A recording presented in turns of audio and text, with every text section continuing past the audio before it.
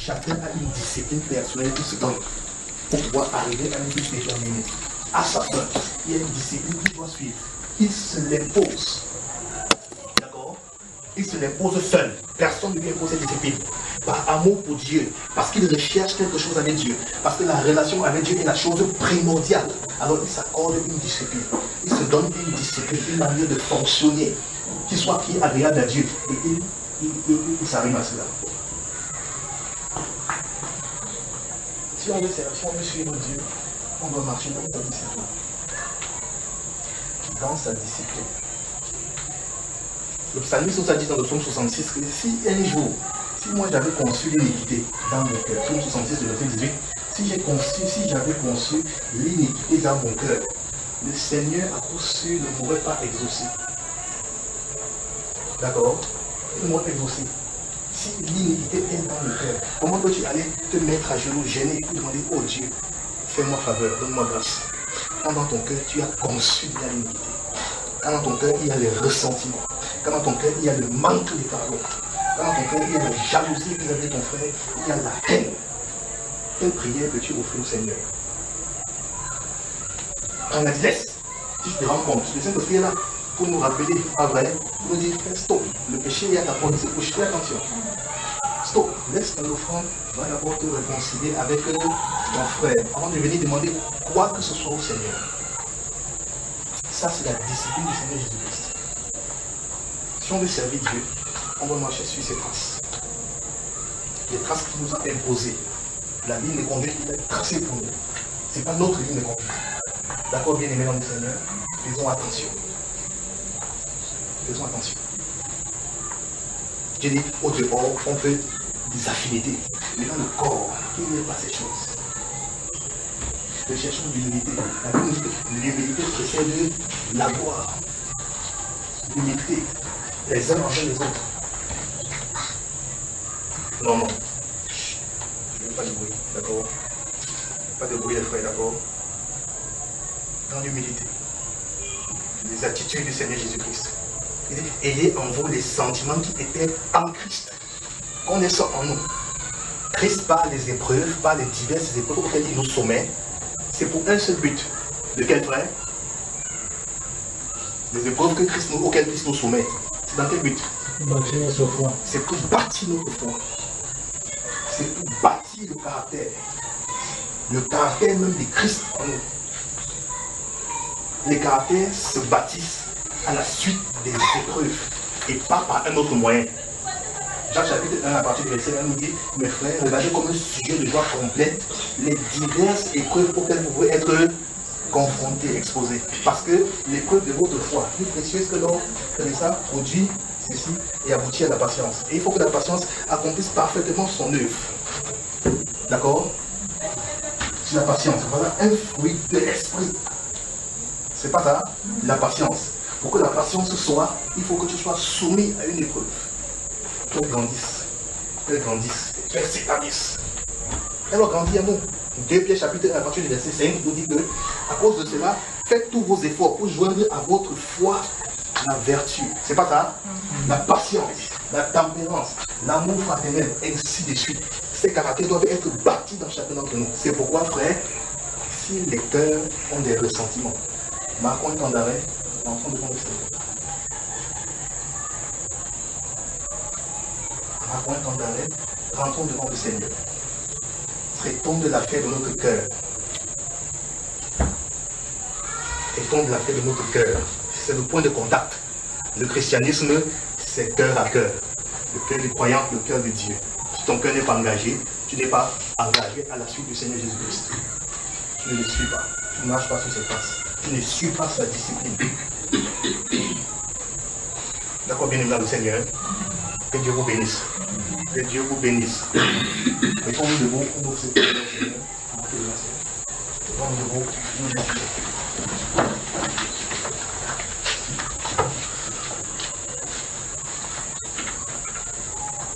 Seigneur, brise toute volonté d'homme dans mon cœur. Que toute volonté d'homme dans mon cœur soit brisée, y compris ma propre volonté. Prions au nom du Seigneur Jésus-Christ.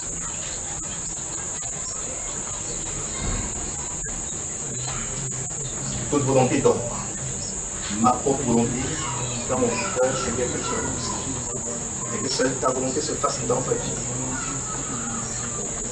Que seule ta volonté se fasse dans ma vie, Seigneur. Courbe ma volonté, Père, à la tienne. Courbe ma volonté, Père, à la tienne. Dans mon cœur, Père. Brise toute ma volonté, Seigneur. Brise toute volonté d'homme. Toute volonté qui vient de moi, Père, dans mon cœur, à la tienne, Père éternel. Au nom de Jésus-Christ de Nazareth.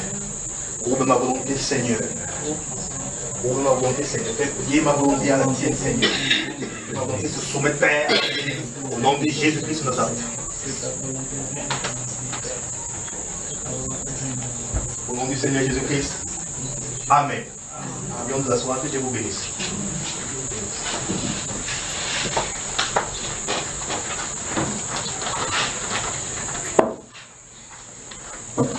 Bonsoir. Bonsoir les enfants. Sortons les Bibles alors.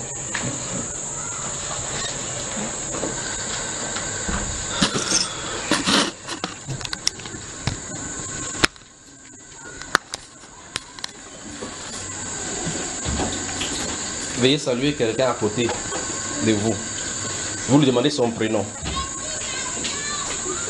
Si vous demandez le prénom, après vous dites que je t'aime mon frère. Je t'aime ma soeur. Vous êtes les bienvenus. Vous êtes les bienvenus.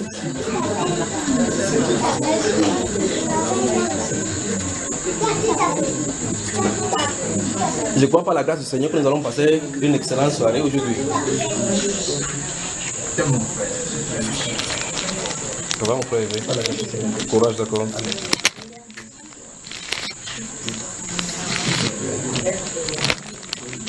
Les frères de Bafoussam, ça va? Bonne arrivée. Vous avez décidé que vous allez en découdre aujourd'hui. Bonne arrivée, d'accord? Permettez-moi de vous serrer la main. Ça va? Bonne arrivée. Enfin, on se rencontre, n'est-ce pas? Donc, samedi, je vais venir vers 15h ici. Je vais m'asseoir ici pour que tous ceux... Parce que ce n'est pas évident de me déplacer. Je vais venir vers 15h, je vais m'asseoir ici pour que tous ceux qui veulent qu'on cause. Si quelqu'un veut qu'on cause, on parle, d'accord? Peut-être même vers 14h, je dis vous, ceux qui disent qu'ils veulent me voir, il faut qu'on parle. Il faut qu'on se rencontre ici à 14h. Il n'est pas dit tout le monde vient. Il dit pour ceux qui veulent qu'on parle, il veut venir ici avant qu'à 16h, on commence à prêcher. Donc 14h, je serai ici pour vous accueillir. S'il y a quelqu'un a un problème, un souci qui veut qu'on prie, on se rencontre, on parle. S'il y a des difficultés dans la foi, on s'assoit, on parle, d'accord? Donc je crois que de 13h samedi, je serai ici pour vous attendre. Alors que le Seigneur vous bénisse. Je suis à votre service maintenant s'il y a des questions posées. Frère Haché, ça va? Vous voyez que Frère Haché a pris sa position. Frère Haché est à sa position. Le frère William est à sa position. Comme le Chris Victoire, il a pris sa position. Madame Defoa, il aime la position là. Frère Hervé aime la position aussi. Maman Véro toujours aime la position. Donc en venant, vous pouvez savoir qui est où. La soeur Paul, quand elle vient, c'est là-bas à la porte.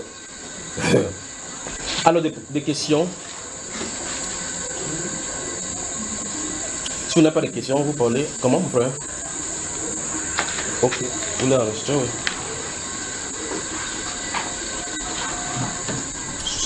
Si vous n'avez pas de questions, je lis quelques questions ici pour ceux qui sont de l'étranger. Puis je vous pose les questions qui sont ici, vous répondez.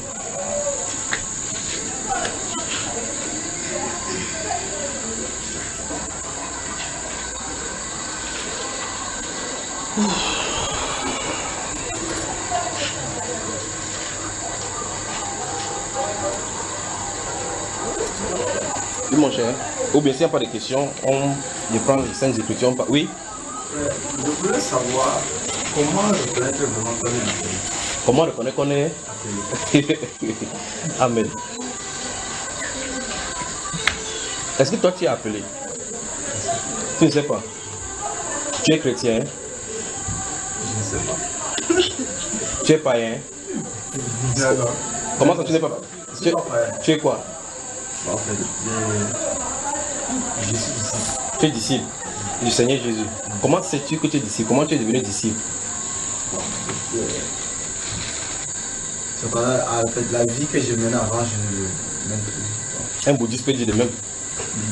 Puisqu'un bouddhiste, vous allez le voir, il dit qu'il était en train de faire certaines choses, Bouddha l'a converti. Il est maintenant sérieux, il ne fait plus les mêmes choses. Donc, il est disciple.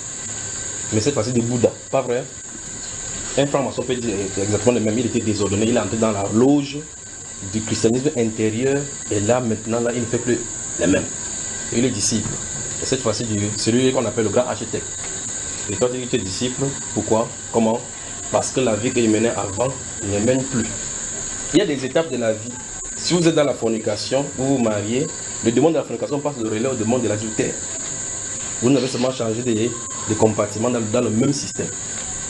Alors la question c'est comment est-ce que tu es devenu disciple? Ou mieux, comment sais-tu que tu es disciple Seigneur Jésus? Comment tu le sais? Parce que comment devenir sur autre chose? Structurellement c'est écrit, mais comment toi, de façon personnelle, tu sais? Il peut avoir une Bible.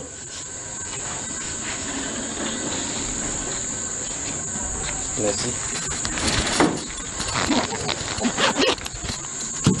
Mon frère.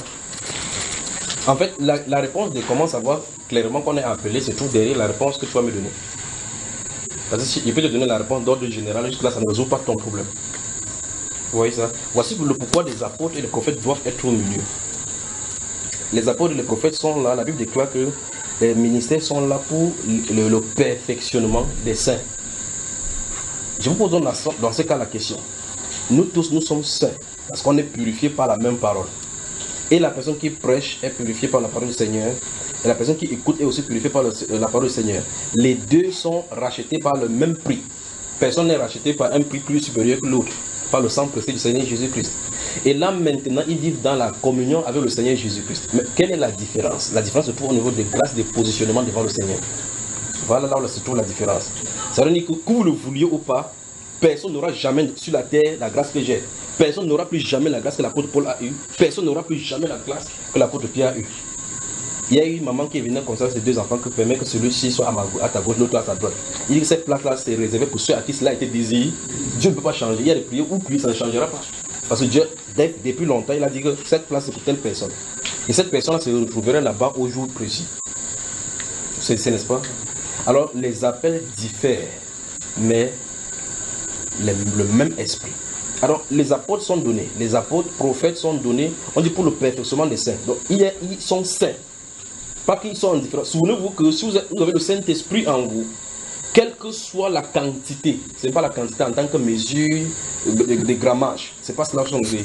La quantité du Saint-Esprit que vous avez en vous, mieux du Christ en vous, mieux dépend de la quantité des paroles, de votre connaissance du Seigneur. Je ne sais pas si vous saisissez. Okay. J'espère que vous avez bien compris ce que j'ai dit. Là où vous êtes maintenant, montrez-moi votre Bible, montrez. Ok, chacun montre sa Bible. Donc, d'après ce que vous avez devant vous, vous croyez ce qui est écrit là-dedans. Ah. Mais maintenant, voici, il dit, si vous croyez en moi, voici les œuvres qui accompagneront ceux qui auront cru. Mais si vous montez ou descendez, il y a certaines personnes que même si vous faites n'importe comment, ils ne peuvent pas chasser un seul démon. Pas qu'il ne croit pas, mais ce n'est pas son domaine de compétence. Ce n'est pas son domaine de compétence. Il y en a plus de grâce chez le Seigneur. Là, cette personne qui ne peut pas chasser un seul démon aura une grâce excellente dans une autre dimension et dans une autre direction. Ça veut dire que le fait qu'il ne chasse pas le démon ne veut pas dire qu'il n'est pas disciple du Seigneur. Il manifeste une autre grâce du Seigneur. S'il arrive qu'il parle seulement par la parole de connaissance, ou il rencontre quelqu'un et dit que frère, le Seigneur me met à cœur de te dire telle chose. À ce niveau-là, il sert le Seigneur, comme le Seigneur le veut. Parce que c'est là où le Seigneur l'attend, c'est ça. Il a manifesté son don pour donner une orientation à quelqu'un. Donc le service du Seigneur, l'appel du Seigneur ne signifie pas tout seulement que je suis appelé à aller prêcher l'évangile. Ne confondez pas cela. L'appel du Seigneur n'est pas lié seulement aux prédications de l'évangile, c'est pour annoncer le royaume. Que ce soit par la parole de connaissance ou par n'importe quoi, vous allez de manifester le royaume. N'est-ce pas ce que vous saisissez? Alors, il y a deux niveaux d'appel dans les Saintes Écritures. Il y a deux niveaux d'appel. Il y a l'appel à rentrer à la maison.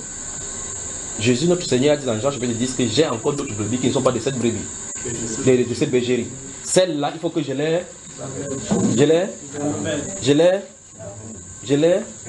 ramène.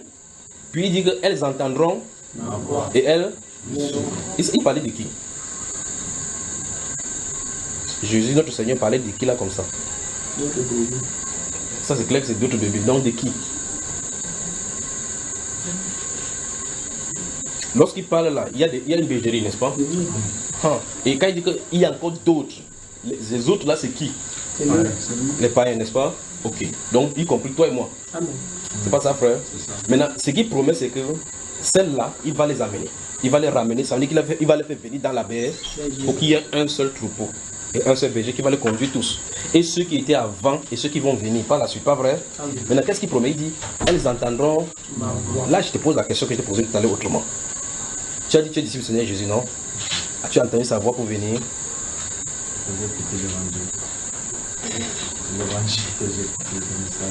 Non, Jésus n'a pas dit qu'il va rester en haut, il va dire que Saul, il va se dire que Timothée, pourquoi tu me fais dessus? C'est pas ça.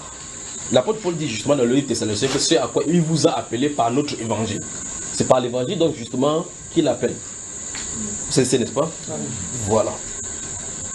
Donc l'évangile, c'est l'évangile. Écoutez, c'est donc pour cela que vous voyez dans les enseignements, il dit que votre nom doit être écrit dans la Bible. Ce n'est pas que vous allez dans la Bible, vous dites que non, comme il y a Siméon aussi. Moi, je m'appelle Siméon, c'est de moi dont on parle. Ce n'est pas ça dont il est question. Ce n'est pas que votre nom soit écrit littéralement dans la Bible. Vous avez là vu le nom de Jean-Baptiste dans la Bible avant qu'il ne vienne. Non. Mais il était écrit dans Ésaïe, parlait de lui. Jésus, on parlait de lui partout dans la Bible. Sans que vous ne voyez Jésus nulle part. Pas vrai? Dans la Bible, il parlait de lui. Le moment venu, il a été manifesté. Alors, si vous êtes taillé, la Bible déclare qu'on fixe le regard sur Abraham, lui seul qu'on a taillé. Et nous avons été taillés de lui. Si vous êtes une pierre qu'on a taillée d'Abraham, vous vous retrouvez dans la Bible. Ça veut dire que votre nom se trouve là-bas. Quand on va appeler, quand on fait les appels, vous êtes dans une salle de classe, quand on fait les appels, si on arrive sur toi, on appelle ton nom, non? Amen. Alors cette parole-là, la partie où tu te trouves, tu vas revenir. Amen. Et donc, il appelle donc par l'évangile. Ça, c'est le premier niveau d'appel. L'appel à retourner à la maison. Voilà le premier niveau. Parce que tu ne peux pas retourner, on ne peut pas te donner les instructions sans que tu sois à la maison. Quand tu viens dans la maison maintenant, la deuxième chose c'est, que veux-tu que je fasse? Quel est mon rôle ici? Ça c'est l'appel à entrer en fonction. Il y a l'appel à retourner, puis l'appel d'entrer en fonction. Beaucoup sont appelés donc maintenant, et ils arrivent dans la maison, ils ne savent pas ce qu'il faut faire. Voici donc là où le rôle des apôtres et des prophètes intervient. Le perfectionnement des saints en vue de leur ministère. Vous voyez ça, frère? Voici pourquoi Satan combat ces ministères, c'est le ministère d'apostolique, le ministère prophétique. Parce que c'est à cause de cela, et uniquement par là, que vous pouvez être impacté au point où vous êtes, comment dire en anglais, shape. On va vous tailler, nettoyer, pour qu'il faut nettoyer, pour que vous sachiez exactement ce à quoi vous avez été appelé. Ça va, frère? Donc, tu peux savoir si tu es appelé. Clairement. Si tu dis que tu as répondu à l'évangile, ça veut dire que tu es à la maison. Maintenant, le reste de la maison, maintenant, c'est quand tu viens à la maison, maintenant, quelles sont donc les conditions pour entrer dans l'appel des fonctions du ministère? C'est ici dans le problème. Quand vous venez à la maison, un enfant qui est égaré dehors, il a duré ou bien même papa qui est égaré, quand on le cherche, on envoie le SMS partout. Si vous voyez telle personne qui est comme ça, on signale au commissariat, fait le bilan, on le vient à la maison. Première chose, on le fait normalement. Aller dans l'hôpital pour faire le check-up s'il y a quelque chose qui ne va pas. On fait le check-up, on nettoie, on a changé l'habit. C'est le processus de nettoyer. On doit être nettoyé d'abord par l'évangile. Quand je nettoie par l'évangile, le Saint-Esprit vient faire son tabernacle. Maintenant, il t'octroie dans la grâce que tu dois faire pour agir. Vous comprenez, frère? C'est donc pour cela que les apôtres doivent être là. L'apôtre Paul dans Ephésiens chapitre 4, verset 17, qu'est-ce qu'il dit? Il dit, voici donc ce que je vous dis, il se trouve recommande dans le Seigneur. C'est que vous ne devez plus marcher quand vous êtes dans le Seigneur, à l'intérieur. Il s'adresse à ceux qui sont à l'intérieur. Vous ne devez plus marcher comme les païens qui marchent d'après la vanité de leurs pensées. Alors vous prenez donc ceci, c'est pour ça que vous dites aussi dans les enseignements que vous rencontrez quelqu'un qui boit la bière. Dites, mon cher ami, tu as bu seulement de boire 7. C'est le meilleur évangile que vous pouvez lui donner là-bas. Parce que vous lui dites arrête de boire, ça ne change rien. Il doit marcher comme le païen parce qu'il est à l'extérieur. Mais quand tu es dans le Seigneur, il y a un style de vie. Ce style de vie dont est prêché, c'est l'évangile qui nettoie. D'accord, frère? Donc il y a deux niveaux d'appel. L'appel à rentrer. Aujourd'hui, si vous entendez sans voix, n'enregistrez pas vos cœurs. On t'appelle, retourne à la maison. Le Seigneur Jésus vous appelle. Il appelle donc par la prédication. La Bible déclare ceux qui eurent le cœur vivement touché. Il dit quoi? Que homme frère, que ferons-nous? On dit repentez-vous. Vous voyez, quand ils se repentent, à cet instant, ils entrent. Dans le chapitre 5 des Actes des Apôtres, on dit, et le Seigneur ajoutait chaque jour à l'église ceux qui étaient sauvés. Lui-même, il ajoute ceux qui étaient sauvés. Quand ils sont dans l'église, la Bible déclare, ils persévéraient dans l'enseignement des apôtres, dans la fraction de pain, dans les prières, ainsi de suite. C'est comme ça que ça se passe. Là maintenant, quand vous êtes là-bas, ça ne veut pas dire quand vous lisez les versets bibliques, vous dites waouh, je connais dans la Bible, il faut qu'il sorte pour prêcher. Voilà, c'est là se trouve le grand niveau du danger. C'est le problème. Donc le problème quand vous entrez comme ça, comme tu dis merde. Donc les gens, donc je périssais dehors comme ça, oui. Non, il faut pas sauver les gens. C'est ici le problème. On doit s'asseoir, être bâti jusqu'à ce que vous sachiez exactement c'est à quoi vous avez été appelé. Quand vous savez c'est à quoi vous avez été appelé, vous n'avez plus le choix. À cet instant-là, le Saint-Esprit va vous emprisonner à le faire.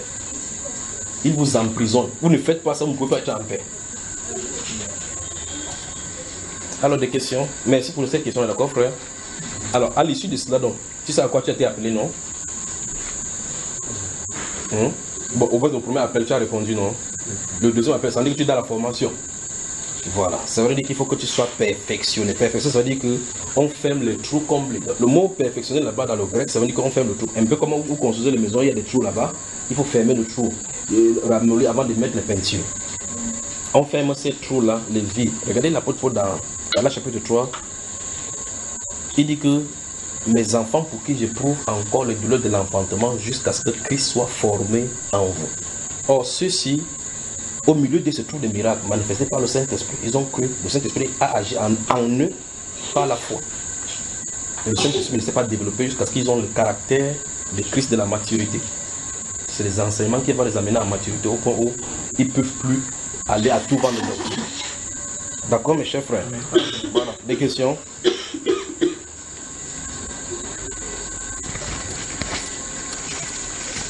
Quand ces enfants sont au sommet, vous voyez les yeux comme ça, mais si on partage le pain là maintenant, ils vont commencer à bavarder ici.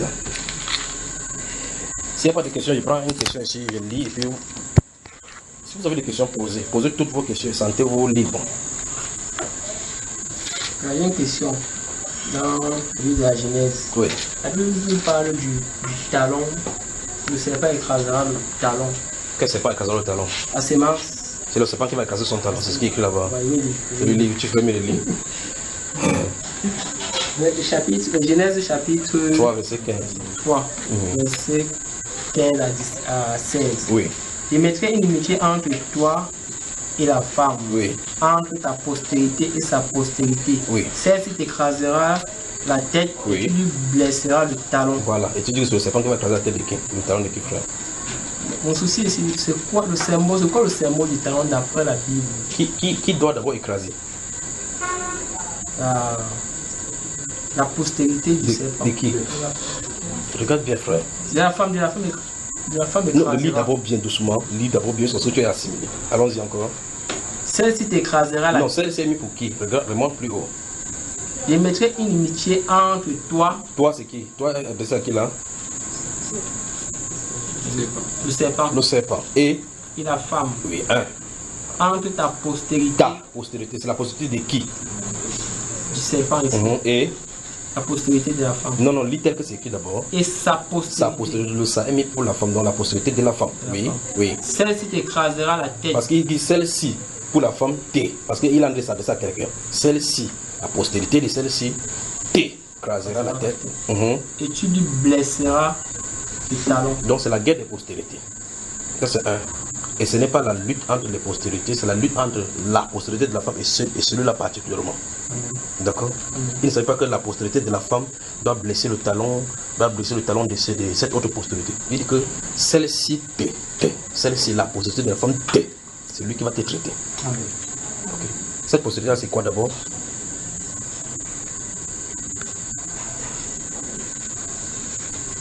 Est-ce que tu as allé sur le talon? Il faut d'abord qu'on aille au niveau des postérités. La postérité de la femme, donc, c'est quoi? C'est Christ. C'est Christ. Ok. Le T, à qui on a adressé? On a adressé comme ça à qui? Au diable. Au diable, ok. Donc ça veut dire que la postérité est définie. Blessera la... Maintenant, on va parler de le blesser. Où est-ce qu'il l'a blessé? Le talon. Où? Tu n'as pas l'enseignement que celui-ci à la croix. Laisse l'enseignement que tu as suivi. Voilà la Bible devant toi, nous sommes là face à face. Ok, si tu veux, dis donc ce que tu penses là, ce que tu crois que ça peut être cela.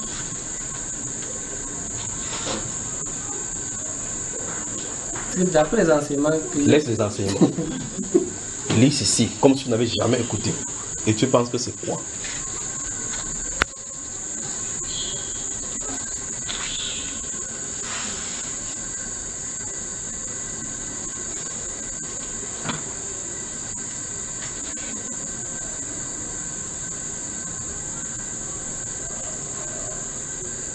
Il voulait dire que quel genre d'explication, quel style d'explication te vient à l'esprit? C'est que par rapport au verset, il y avait une certaine connaissance. Oui. Donc cette connaissance-là, c'est ça qu'on veut. Cette connaissance-là, c'est d'après ce que blesser le talon, ça s'accomplit à la croix. Bon, dis autrement donc que ce ne soit pas que ça alors. Je voulais dire, n'est-ce pas? Si ce n'est pas donc ça, dis donc ce que ça dit. Donc, par contre, le talon symbolise dans la croix. Ça, mon point surtout. On n'a pas dit qu'on va le blesser là-bas à Golgotha. On a dit qu'on va le blesser au talon. Il va t'écraser la tête. C'est pas la victoire quand il va être élevé. Quand il sera élevé, il attirera tous les hommes. Parce que les hommes sur lesquels Satan dominait, Christ sera élevé. Par la blessure de son talon, il sera sur ses pieds. Il veut mettre ses ennemis sous tes pieds. C'est ce qu'il avait promis dans Psaume 110. D'accord, frère? Dis Amen. Après la prochaine fois, on pose la même question. Ouvrez Malachie chapitre 2. Pendant qu'on vous regardez que je vais vous poser une question là-dessus.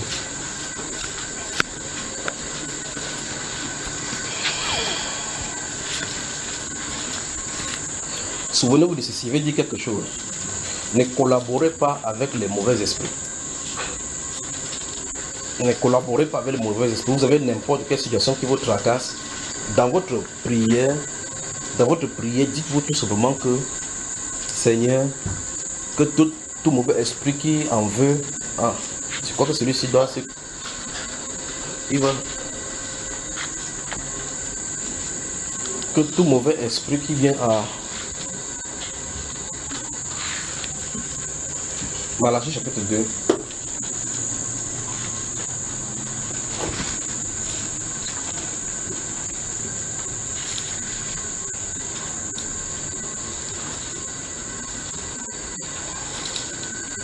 Ça va maman?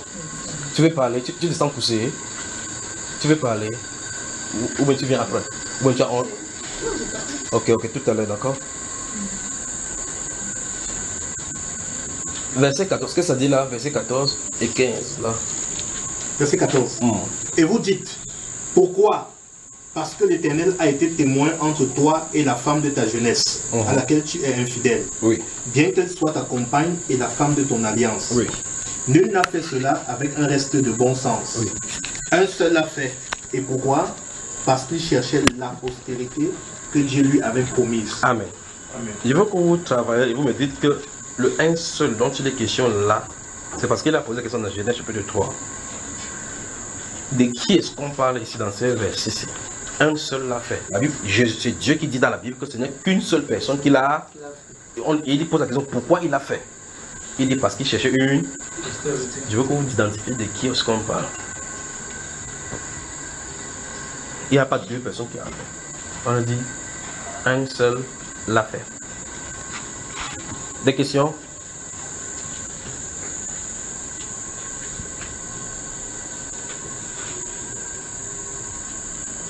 S'il n'y a pas de question, je prends la question de frère Geoffrey, et puis on va dans les Saintes Écritures là.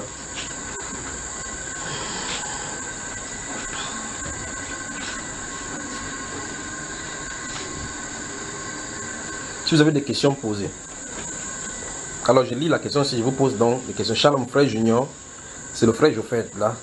Je me permets de vous écrire car j'ai deux questions à vous poser concernant la doctrine du pasteur principal.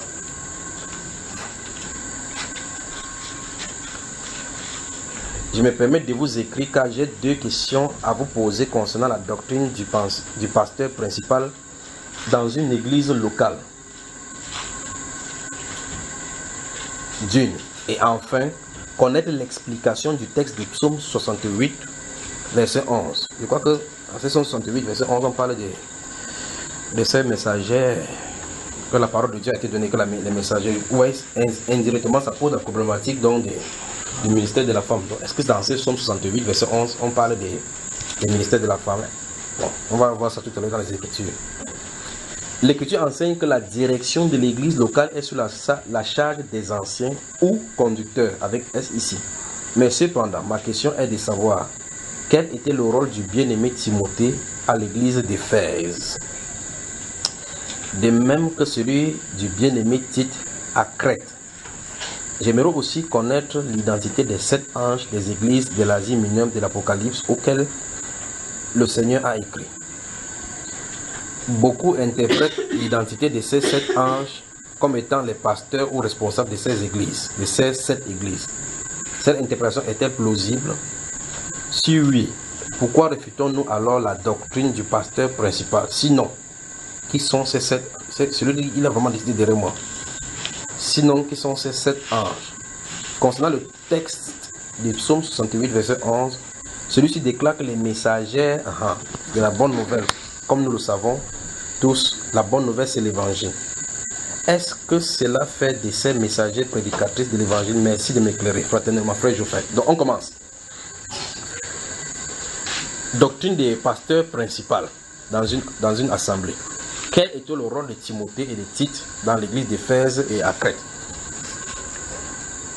Autrement dit, est-ce que Timothée n'était-il pas le pasteur principal de l'église d'Éphèse et Tite aussi le pasteur principal de l'église qui est à Crète?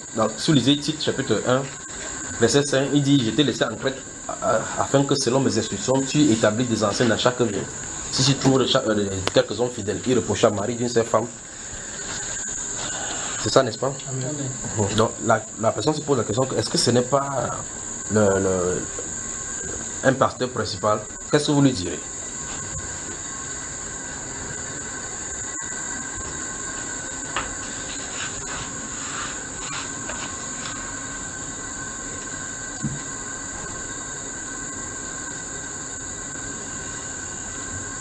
Frère David, je crois qu'il faut que vous appelez parce que quand chacun fait comme ça, il attend que l'autre parle.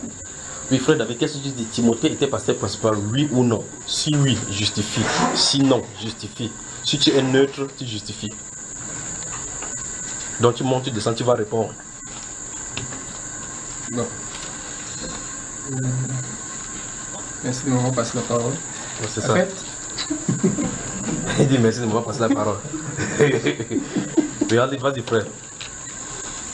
De ce que moi je comprends ici, parle parce que les femmes entendent là-bas. De ce que moi je comprends ici, dans ce qui concerne probablement Timothée, c'est que Paul en tant qu'apôtre, lui, il est censé annoncer l'évangile et pouvoir détecter les dons. Par exemple, d'abord répondre à la question. Timothée est-il pasteur principal, oui ou non? On fait d'abord dire oui, on dit d'abord oui ou bien non, puis on ne justifie pas la suite.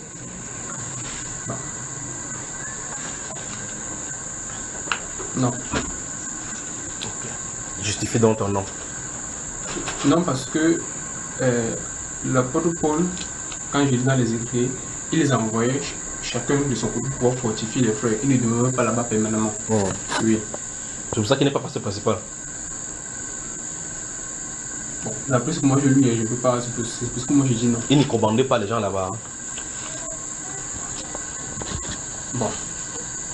En fait, quand moi je lis dans les Écritures et dans chaque assemblée, les apôtres, par exemple, dans une assemblée comme ceci, un frère pouvait quitter, l'apôtre pouvait envoyer un frère comme Timothée, par exemple, comme ici à Lola, dans le but de savoir comment l'assemblée se porte.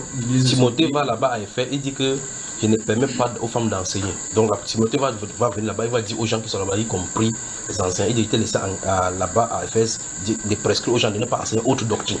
Il doit leur dire aux enseignants, vous n'enseignerez pas une autre doctrine. Est-ce que dans ces positions, est-ce que Timothée n'est pas un pasteur principal? C'est la question. Et a-t-il aussi dit la même chose? Est-ce que Tite n'est pas un pasteur principal? Est-ce que ce n'est pas une forme de pasteur principal ici?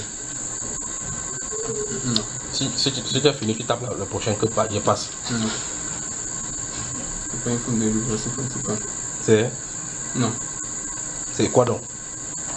En fait, Timothée, dans sa tâche, a reçu une intuition et un commandement à travers l'apôtre Paul d'aller d'ici. Il va à telle assemblée, par exemple à Éphèse ou à tel endroit, par exemple à Éphèse, d'ici, d'après les enseignements que tu as reçus. Parce que Paul était comme le meneur, celui qui a reçu la doctrine de l'église, comment l'église est censée marcher à terre. Il est censé donner des instructions formées. Bon, Timothée, si on parle des grades, pour qu'on puisse savoir, il est quoi? Il est apôtre. Il est apôtre. Oui. Voilà. Et un apôtre, c'est quoi? S'il est au milieu des gens là. Un apôtre, c'est quelqu'un qui est censé fonder. Non. Là, tu as dit Timothée a été commissionné par l'apôtre Paul. Quand Timothée est là-bas à Éphèse, avec les dirigeants là, il est quoi? Il ne les coiffe pas. Hein? Non, c'est pas ça. Il n'est pas la couverture spirituelle. Non. Je passe par toi. Non. Vous avez eu besoin de répéter encore les mêmes questions, non? Oui. Non, que quoi maintenant? Timothée n'était pas les pasteurs principaux. D'abord, est-ce que dans le Nouveau Testament, ou bien dans l'église du Seigneur Jésus-Christ, il y a la notion du pasteur principal? Non. Okay. Ça veut dire qu'on pourra bien répondre à celui-ci que si déjà l'église dans la Bible n'enseigne pas la notion du pasteur principal, alors quel que soit ce qu'on peut voir dans la Bible comme ça, que ça soit être le pasteur principal, ce n'est pas déjà le pasteur, parce que la base c'est que ça n'enseigne pas ça. N'est-ce pas? Mais qu'est-ce que ça enseigne? Qu'est-ce que Timothée est? Comme je disais tantôt, Timothée est apôtre. Oui. Il est envoyé pour fonder l'église. Oui. Et d'après les instructions de l'apôtre Paul, il doit établir les anciens. Parce qu'il dit, il était laissé à Crète, c'est-à-dire forcément il va le laisser avec peut-être le rejoindre plus tard. Oui. Afin que tu établisses selon mais. Ce sont les instructions de l'apôtre Paul, non les instructions de Timothée. Bon, la question que je me pose, c'est quand Timothée arrive dans les communautés des anciens, là, il est quoi? Il ne les coiffe pas? Non, il est frère comme tous les autres. Il est frère. Tu peux prouver? Tape la main de l'autre côté. Passe le croc. Oui, allons-y. Oui, frère, dans ce livre de 1 Corinthiens 12, là où l'apôtre Paul par le Saint-Esprit parle des dons, et comment Dieu a placé chaque membre dans le corps comme il a voulu. Donc en donnant à chaque membre sa position dans le corps, c'est Dieu qui place.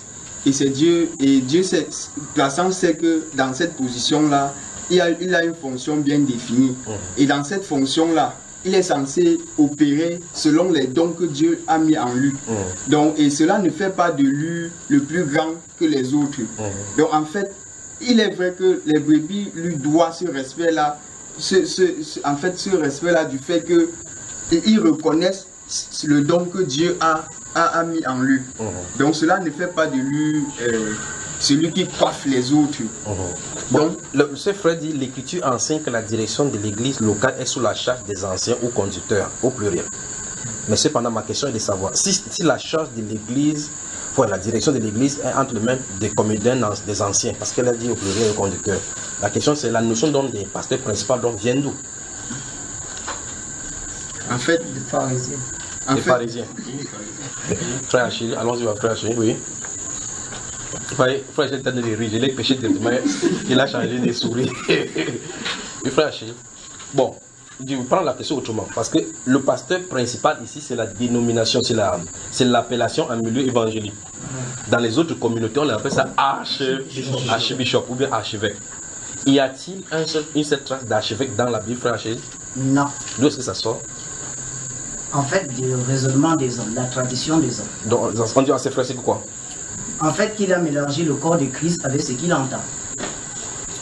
Parce que, en fait, le dit pasteur principal, il a pris ça de son entendement. En fait, je vais dire, c'est la part qu'il a mangé dans la religion. Et qu'en entrant dans le corps de Christ, il a voulu coller ça à cela parce que, bon, comme disent plusieurs, prenant la Bible, dit de la Bible ce que la Bible ne dit pas. Donc, si quelqu'un écoute et qu'il est archevêque, tu dis de lui qu'il appartient à Jésus ou il n'appartient pas? Je dis qu'il n'est pas dans la Bible, il n'est pas du camp du Seigneur Jésus. Ça veut dire mais il prêche le nom du Seigneur Jésus. Non, ce n'est pas prêcher le nom du Seigneur Jésus. Il consacre les pasteurs et les apôtres. Je suis d'accord, c'est normal parce que la Bible nous montre que le Seigneur Jésus sur la terre n'a pas tué les pharisiens ni les sadducéens. Alors, il est venu enlever son peuple au milieu des pharisiens et des sadducéens en les laissant là-bas. Donc les pharisiens et les sadducéens continuent à faire le œuvre. Et ce qui est curieux, c'est que les pharisiens lisaient plutôt la Bible. Donc ils ne prêchaient pas avec la Bible satanique, n'est-ce pas? Mais c'est normal, ils avaient la Torah, donc ce qu'on a encore aujourd'hui. Voilà, merci. Je viens aussi vers vous, frère. Ou bien tu vas dire ce que tu voulais dire, ce que le frère a dit. En fait, je veux dire quelque chose par rapport à ce frère-là. Il a posé la question. Est-ce que Timothée n'est pas un pasteur principal? C'est ce qu'il dit. La première question que ce frère devrait se poser, c'est qui est Timothée? Parce que s'il arrive à résoudre le problème de qui est Timothée, alors il peut comprendre ce pourquoi il a été donné l'instruction à lui et non aux autres d'établir les anciens. Voilà. Donc l'erreur qu'il a commise là-bas, c'est que il a entendu le son que Timothée établit, mais il n'a jamais cherché à savoir qui est Timothée. Est-ce que le parlant de l'apôtre Paul lui-même, est-ce que quand l'apôtre Paul arrive dans un endroit, même si le territoire est vierge, n'ont pas encore compris l'évangile, quand l'apôtre Paul prêche et que les gens croient, est-ce qu'au-dessus d'eux, il domine en tant que pasteur principal? Non, parce qu'il est écrit dans Actes chapitre 20 que les anciens doivent perdre le troupeau. Non, comme dominant sur eux, Oui. mais étant des modèles. Oui. Ça veut dire que malgré que le troupeau lui appartient, il reconnaît qu'il a été envoyé comme serviteur pour paître le troupeau du grand pasteur, ce Oui. grand pasteur qui domine, et non les petits pasteurs. Donc, en réalité, le petit pasteur se conduit le troupeau vers les vertus pâturages indiqués par le grand pasteur. donc le vrai pasteur principal, c'est qui?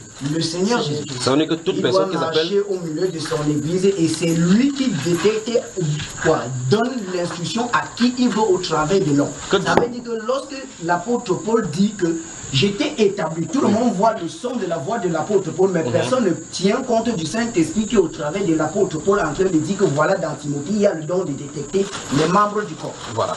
Alors, que diras-tu donc des gens qui disent mon église, je l'ai fondée, je suis archevêque, je t'affecte là-bas, si je t'affecte, tu ne pars pas, je t'enlève à ton poste. Il peut le dire. Pourquoi? Il est libre de le dire. Mais chose curieuse, c'est qu'il dit l'église, sauf l'église du Seigneur. Dans Matthieu 16, le Seigneur nous enseigne qu'il va bâtir son église, c'est au singulier. Et on n'a jamais vu nulle part dans la Bible église au pluriel, si oui, les églises rassemblent en fait le corps de Christ dans les différents lieux. Donc il est libre encore de dire je peux chasser qui je veux. Seulement voici ce que les pharisiens ont pris. Ils ont abandonné leur synagogue pour prendre aussi le mot église afin de courir à leur synagogue. Oui. Et comme les brebis, en fait, nous ne connaissons pas, on croit que l'église est égale à l'église. Si dit déjà je chasse quelqu'un de mon église, ça veut dire qu'il est plus que le Seigneur Jésus. Parce que s'il entre dans le corps, le Seigneur dit c'est moi qui bâtis l'église, quelqu'un se tient à côté et dit c'est son église. Ça veut dire qu'il a mis le Seigneur Jésus dehors. Alors la vérité c'est que son église n'est pas l'église du Seigneur. Quelqu'un se présente devant toi. Il dit que si tu ne connais pas la grâce qui est sur lui, en tant qu'autorité apostolique, qu'il est général, et c'est le Seigneur Jésus lui-même qui est descendu ici pour dire gars, tu es trop fort. Il est un homme général. Tu peux me prêcher maintenant avec la tenue militaire. J'ai 10 000 pasteurs sous moi. Il est le pasteur, il est même plus que le pasteur principal. Il dit si tu ne reconnais pas la grâce qui est sur toi, c'est que tu peux entrer au ciel. Qu'est-ce que tu vas lui dire? Le Seigneur Jésus n'a jamais donné un commandement à ses disciples de reconnaître la grâce qui est sur quelqu'un pour entrer au ciel. Il a dit si quelqu'un m'aime, ça c'est Jean 14, le verset 15, si quelqu'un m'aime qui garde mes commandements, mais ces commandements consistent à vivre d'après ses instructions. Ces instructions c'est quand on sort des dénominations, en fait, si on sort au milieu des pharisiens, on doit marcher conformément. La première base de ces instructions, aimez-vous les uns les autres, faites à autrui ce que tu aimerais que l'on fasse pour toi et non de reconnaître la grâce de quiconque sur qui que ce soit. Amen. Mon frère, qu'est-ce que tous ces enseignements, ce qu'on a fait maintenant, te donne comme instruction? Ce que tu en as entendu là, qu'est-ce que ça te donne comme instruction à toi?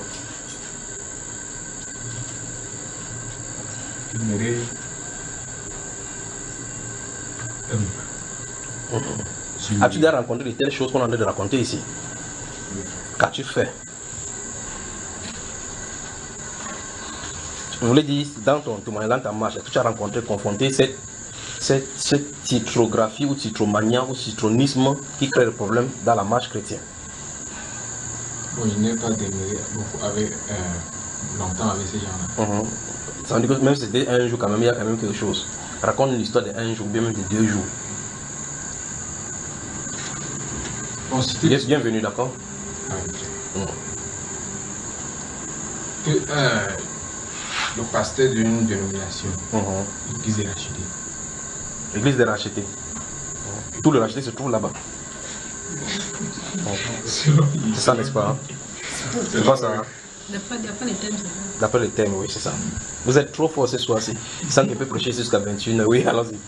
Bon, à un moment donné, il a commencé par dire qu'on va faire l'enseignement, l'école des disciples. L'école de disciple-là. Disciple-là. Oui. Bon, il se baladait avec certains enseignements, nous on ne comprenait pas. Qu'il faut que le disciple doit être soumis à son pasteur principal. Oui. Et si le pasteur principal donne un ordre, il n'obéit pas, il peut le maudire. Pardon? Il peut le maudire. Étant un racheté, le pasteur principal parvient quand même à le maudire. Continue, frère. Il peut le maudire. Ouais, que c'est l'histoire qu'il a connue, c'est pas l'histoire d'un seul jour, non? Alors que là, il n'a pas trop duré là-bas. En un jour, on peut te dire tout ça, frère. Continue, frère. Bon, pendant ce temps, j'étais là avec les frères. Et ils nous enseignaient toujours et par rapport aux finances. Oui. Donc tout tourne tout là-bas. Oui, par rapport aux finances, ça tourne autour des finances. Dis peut-être si tu veux voyager, tu dois automatiquement venir auprès de ton leader, lui dire que tu veux voyager. Et il peut te dire non, même si tu es pour un travail. Parce que c'est ta couverture spirituelle. Oui, frère. Et si tu es hors de la ville, il peut t'appeler à tout moment et te dire reviens. Tu dois aussi obéir. Oui. Et pendant ce temps-ci, il y a les... Il enseigne ça comme ça dans la classe des disciples. Vous asseyez. Vous avez la Bible à côté. Vous avez votre cahier, vous notez, vous bougez la tête comme ça. Vous sortez, vous le saluez, vous rentrez, vous dormez. Continue, frère. Pendant ce temps, il prend leur document. Et dans leur document, on voit du leader jusqu'à la fin là. On a dessiné. Du surintendant, après les chefs là, il dit c'est comme ça qu'eux ils fonctionnent chez eux là. Et il prend l'exemple de l'apôtre Paul. Oui. Qu'il était le surintendant de l'église. De toutes les églises. Donc, dans l'apôtre Paul, d'après ce pasteur principal là, l'apôtre Paul était surintendant. Comme le archbishop aussi. Oui. Pendant ce temps, il tourne, il vient un matin, il dit que bon, le Seigneur a mis dans son cœur que vous êtes appelés. Oui. Oui. Il va nommer les anciens et le senior pasteur. Oui. Et le pasteur senior. Qui pendant ce temps, on va passer par l'école des disciples. Oui. Les disciples là. Et il nous enseignait un de ces jours. Parce que ce que ce que j'ai trouvé en ce monsieur. Oui.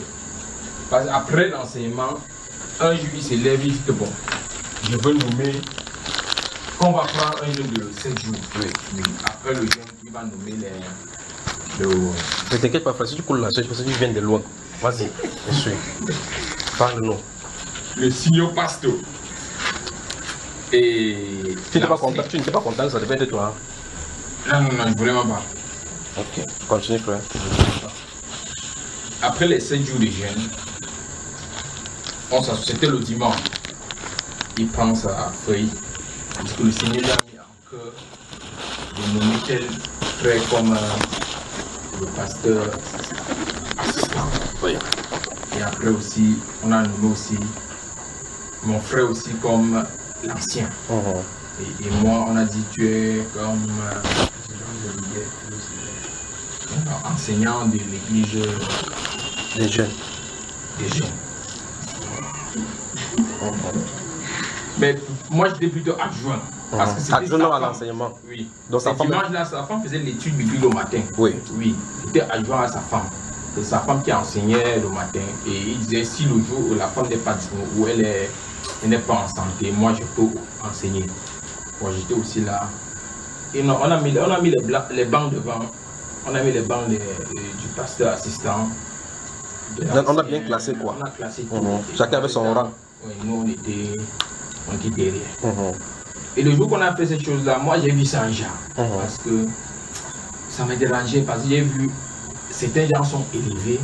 Je vois certains gens sont rabaissés au milieu de nous. Oui, ça me n'était pas à l'aise dans leur truc là. Mais il a dit que c'est le Seigneur qui lui a mis ça à cœur. Oui, c'est ce que le frère a dit. Le pasteur principal. Ce pasteur, oui. Il était pasteur ou pasteur principal? Il était pas pasteur principal. Il n'était pas de la parole. Oui. De la parole, oui, il était pasteur principal. Bon. Donc, et là-bas, on était à peine là, on n'avait pas encore fait 3 mois qu'il a commencé ces choses-là. Parce que le frère avec qui on était, pendant qu'il passait ces choses, par derrière entre nous, on se reconnaissait, mais on n'a pas fait 3 mois avec ce monsieur. Lui, il sortait d'où? Il avait été affecté. Oui, je suis pas ça. Il est venu vous trouver. Il est venu nous trouver là-bas. Ok, continue, frère. Et pendant ces 3 mois-là, il dit, à peine on n'a pas fait 3 mois. Ce monsieur, il veut nous nommer, est-ce qu'il nous connaît d'abord? Voilà. Il dit, on vient d'où? Mais on était là parce qu'on a dit, on avait ce désir-là de servir Dieu. Oui, on était là. Comme il a dit, peut-être c'est une révélation qu'il a reçue. Parce qu'il faut seulement. Et non seulement, il voulait nommer. Il nommait, on ne savait pas ce qu'on pouvait se placer aussi devant. Pour dire. Devant la congrégation pour dire aux gens. Donc ça veut dire que si toi, en tant que, prenons ton cas particulièrement, si tu es là, si tu prenais ta habitude, tu pars devant les jeunes, tu n'avais rien à dire. Sauf de m'envoyer.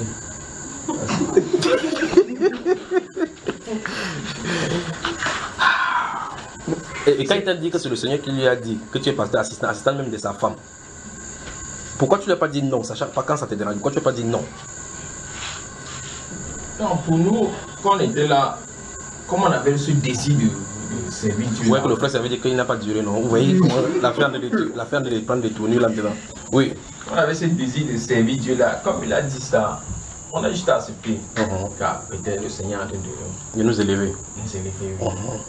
Et ce qui faisait, quand on est dans ce milieu-là, on n'avait rien à dire par rapport au dimanche. Quand on arrivait le matin, il fallait qu'on entre dans son bureau pour demander qu'est-ce qu'on va faire. Il prenait les bouts de papier là, il dit que bon, à ce tour tu vas te lever et faire la prière d'ouverture.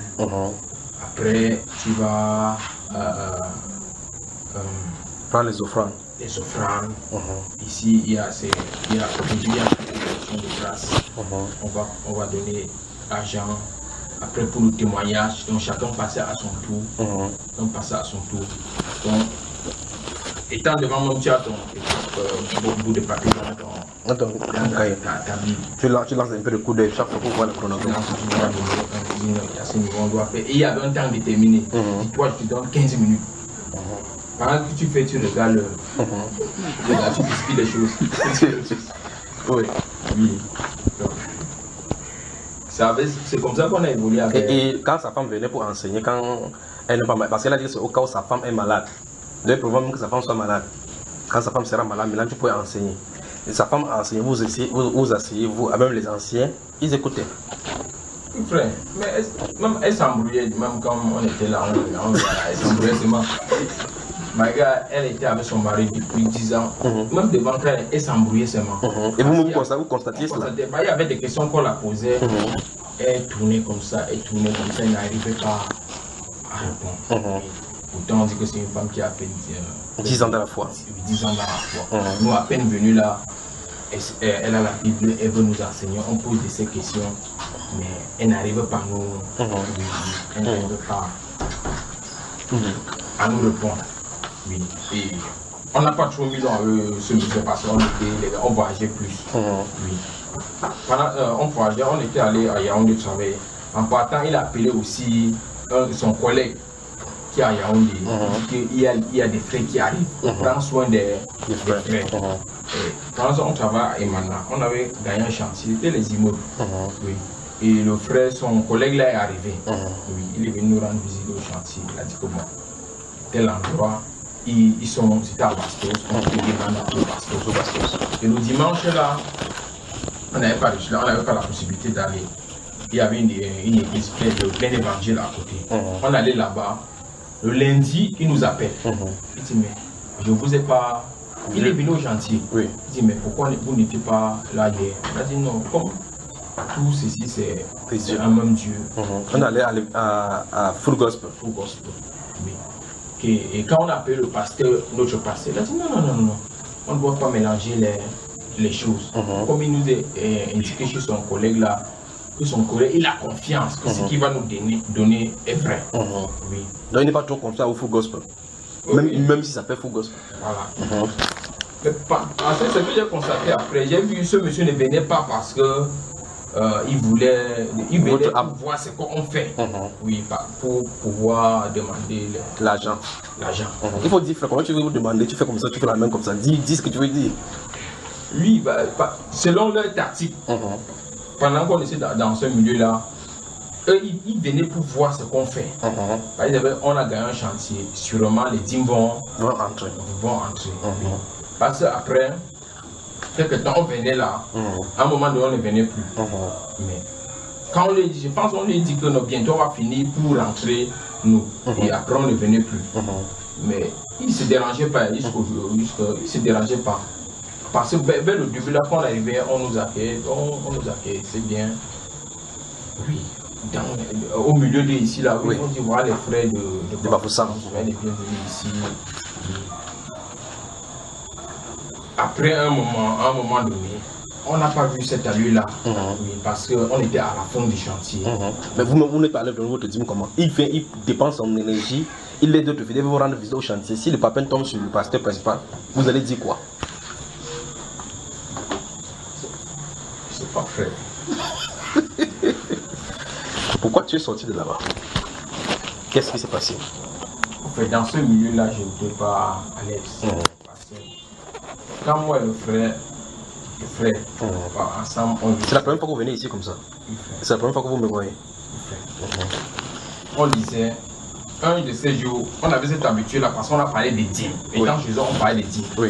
On avait cette habitude-là quand on prêchait, on voyait les sœurs qui étaient en difficulté ou les frères qui étaient genre, on préfère plutôt retirer l'argent pour les donner. Mais quand on a demandé à un de ces pasteurs, il a plutôt dit non, ces choses-là on ne doit pas donner aux hommes. C'est la chose de Dieu. Et cela, ça nous dérangeait beaucoup. On a vu comment se fait-il que Dieu est là en haut et ce qu'on doit lui donner. Si on donne une sœur ou un frère qui souffre, mais ça ne va pas le plaire. Mais pourtant, chez eux, ils vont prendre Malachie 3, écoutez, dis non, ceci revient à Dieu, on ne doit même pas toucher. On ne doit pas blaguer avec ça. On ne doit pas blaguer avec ça. Oui, ces choses-là nous dérangeaient. Et à tout moment, on dit de tuer dans le téléphone, dans le net, pour chercher la vérité. La vérité. Oui. Surtout la prédication sur la sainteté.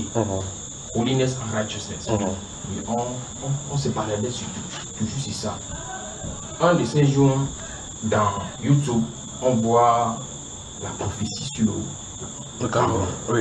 Hey, Naweka Mandis. Qui concerne quoi. Et c'était toi qui étais en train de donner ces prophéties-là. Ce jour-là, on a juste écouté, on a traversé. Non, ça c'est pas la sainteté, ça c'est pas la dîme, oui. On a traversé dessus. On se cafouillait toujours dans la vérité. Pendant qu'on cafouillait, on est tombé sur une site là où c'est MC Réveil. On a vu, on prêchait concernant le baptême, la dîme. On a dit voilà ce que nous on cherche. Oui. Parce que là-bas on n'a pas dit que non, on a dit là-bas la dîme n'est plus pour le chrétien. Oui. On a vu tous ces enseignements-là. On a dit non, ça c'est ce que nous on cherche depuis. Oui. On ne sait pas, mais on a dit ça c'est ce que nous on cherche depuis. Parce que non seulement dans le milieu-là, quand tu es en train de servir Dieu, tu sens une lourdeur en toi. Oui, tu sens. C'est comme c'est l'esclavage. Oui. C'est comme Dieu est en train de t'obliger de le servir. Le dimanche, il y avait des programmes qu'on fait toute la semaine. Il dit chaque jour venez à 14h. Et comme on a une boutique là-bas, il faut que chaque jour on ferme la boutique. Chaque jour on ferme la boutique. Les gens se plaignaient même déjà. Et ça nous dérangeait. Mais si on ferme, les clients ne font que partir. Après, en fin de compte, ils vous demandent quoi la dîme. Oui, et chaque jour ils demandent les offrandes. Et je suis basé au début que non, on ne va pas donner les offrandes. La première journée, il n'a pas demandé. Vers les deuxième, troisième journée, il a commencé à prendre ça. Et chaque jour, il faut qu'en venant, on vient avec la banane le soir.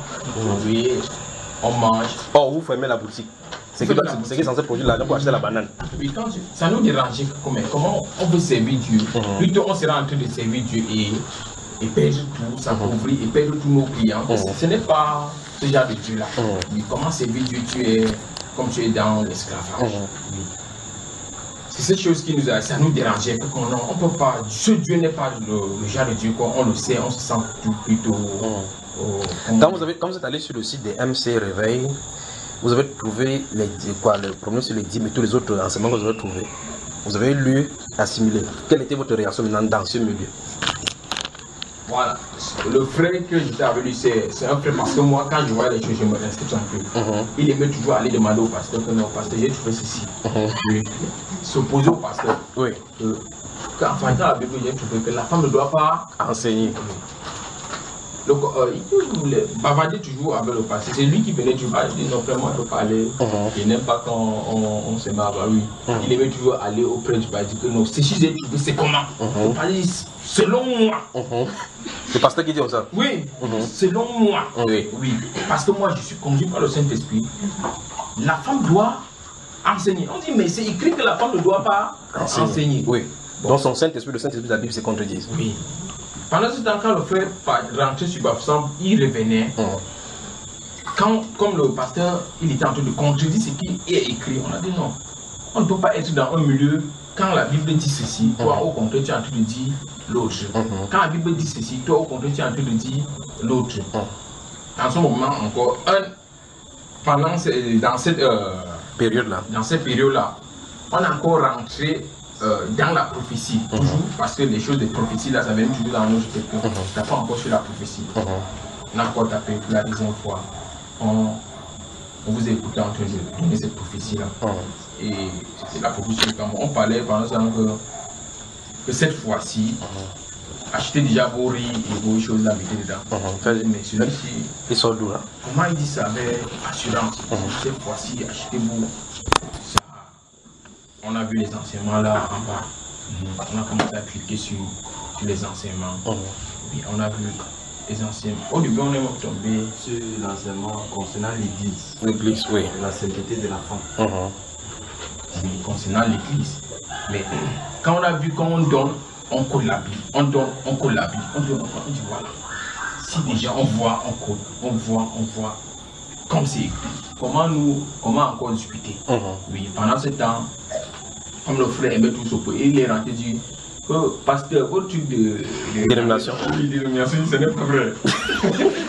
Donc quand il voyait ça, il partait choquer ce le pasteur. Votre truc là, il n'est plus, ce n'est pas vrai. Parce que ça dit non. Quand on dit on doit se soumettre à l'autorité, maintenant on doit se soumettre à l'autorité. Et pourquoi on fait ceci? Donc il a pris sa part, tourner.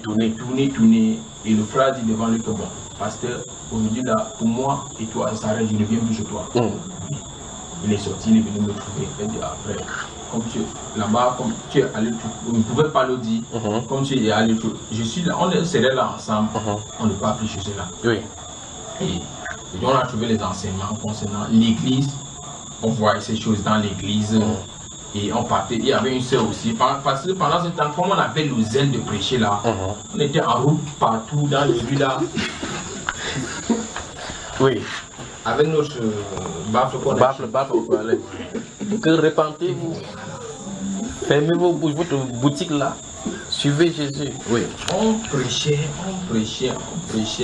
On a rencontré même les gens qui ont voulu nous taper en route. Les capes.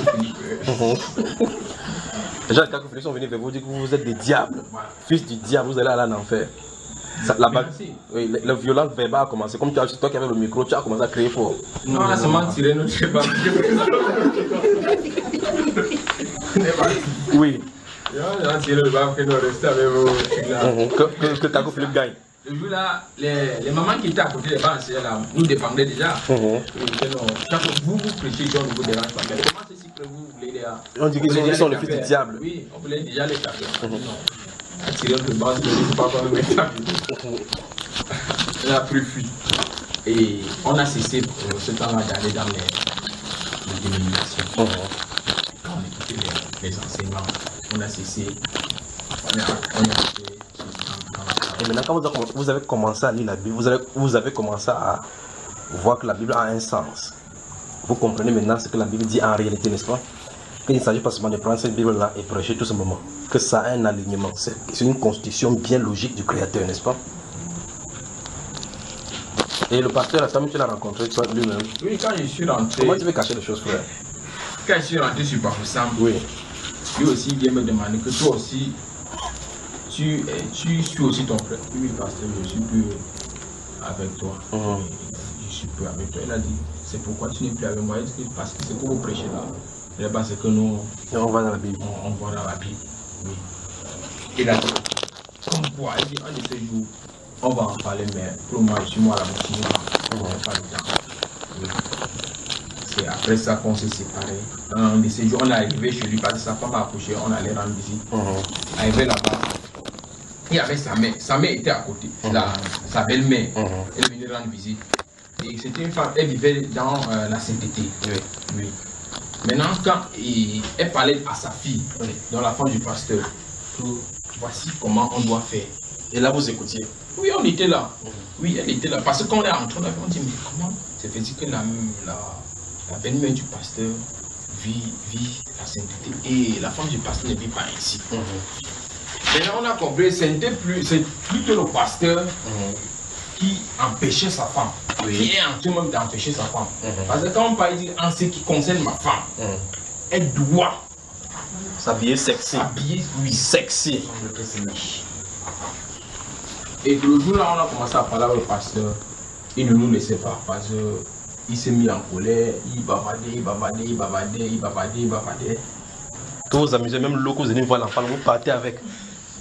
Il bavardait. Il bavardait. Donc, après, je suis là, on s'est séparés jusqu'aujourd'hui. Donc, on n'est plus amis. Bon, qu'est-ce que vous retenez donc de ce milieu que le Seigneur vous a permis de passer par là-bas? Vous comprenez quoi maintenant avec ce que vous connaissez?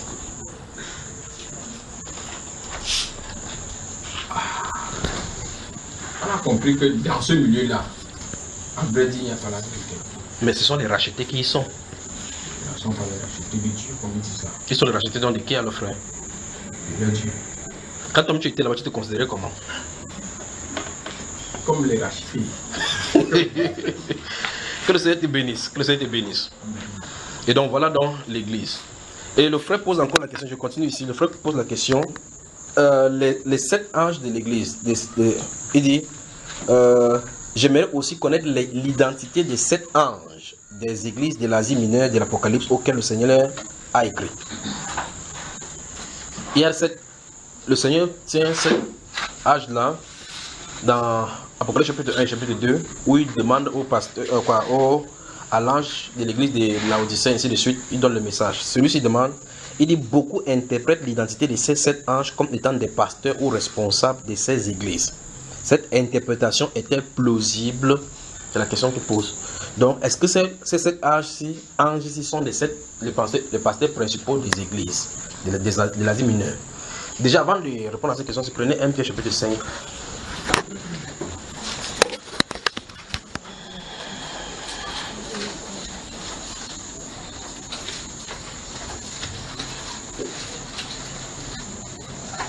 1 Pierre chapitre 5.